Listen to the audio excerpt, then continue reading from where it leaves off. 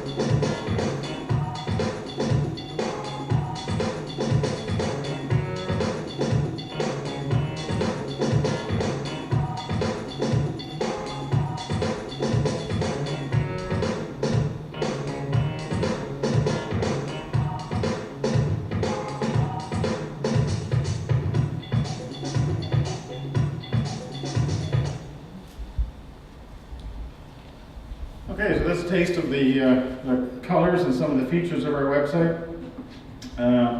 For this year, we wanted to bring some bolder look and some new colors, and that's certainly what we have, and to focus again on our message to voters to ensure that they're on the voters list and that they inform themselves about the election, and then ultimately that they come and vote. Efforts in 2010 to try to promote voter turnout will continue this year with some of the features that we had last year. The voting van will be back, and we'll be spending a lot of time out in the community trying to communicate with voters about their ability to vote, whether they're on the voters list or not, and when and where they can vote. And so on the website itself, it's tbavotes.com, and this is the landing page that you'll arrive at when you key in that URL. Just scrolling down, you can see some of the features that are there. So there's information on candidates, key dates, how to vote early in terms of advanced voting, as well as frequently asked questions, a calendar for the election, and also some things that will be coming and unveiling in the future. So there's a little thing on the left there that says make a pledge. We're not going to tell you what that's about today. That's for next time. A little graphic to illustrate the voting van. As I said, we'll have our mobile voting van that we introduced in 2010. Will be roving around the city again this year. So at the top of the web page, there's some navigation tools. So for candidates, there's candidate information, candidate profiles. We've invited all the candidates to submit, as we did in 2010, a short description of their campaign and or of themselves. Roughly 250 words is the space that's available, and those will be coming into us over the next week or so, and once we have them, we'll be posting them up on the website. Nominations for candidates close next Friday, September the 12th at 2 p.m. And so it's after that date that we'll be looking to post the candidate profiles. And some of the other information around being a candidate are there to assist candidates as well. Under the voter tools, so information on describing who can vote, but am I on the voters list is the one that we want to stress today, and that we'll be stressing over the next few weeks. Is a tool to check, for people to check to see if they are on the voters list. Marcy, you want to click on that?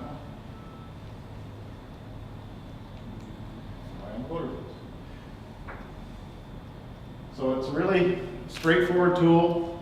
As the video indicated, you just key in your name and your street address, and away you go. It'll tell you if you're on the voters list or not.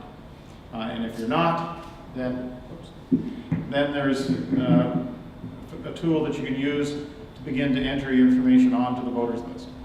And what it does is it enters your information and adds you as a voter provisionally, and then when you come to the polls to vote, we'll confirm the information with you and check your identification at that time. So this will save a lot of time for folks who come on voting day, whether it's advanced voting or on election day itself, October 27th. By filling the information out ahead of time, they don't have to stand in line and hand write out a form and then get back in line to vote. It'll all be on the screen as if they were already on the voters list. We'll just simply ask them for their identification to confirm what they've entered on the screen. Voters tools, the election calendars. Want me to look at the election calendar? So this area will highlight key dates. We'll be adding to this as the election moves along in terms of information about advanced voting, locations of the voting van, where we're doing revisions to the voters list. Voter notification cards will go out on September 22nd, but between now and then, voters are certainly encouraged to check the website to see if they're on the list, and can certainly contact our office if they have any questions. But we'll be going out in the community later this month, once the voters cards are out, to assist people in making changes to their information on the voters list. And there's the frequently asked questions section, so hopefully that'll address some of the common questions that people might have. So just to review again, some of the key dates coming up: September 12th by 2 p.m. is the close of nominations for candidates.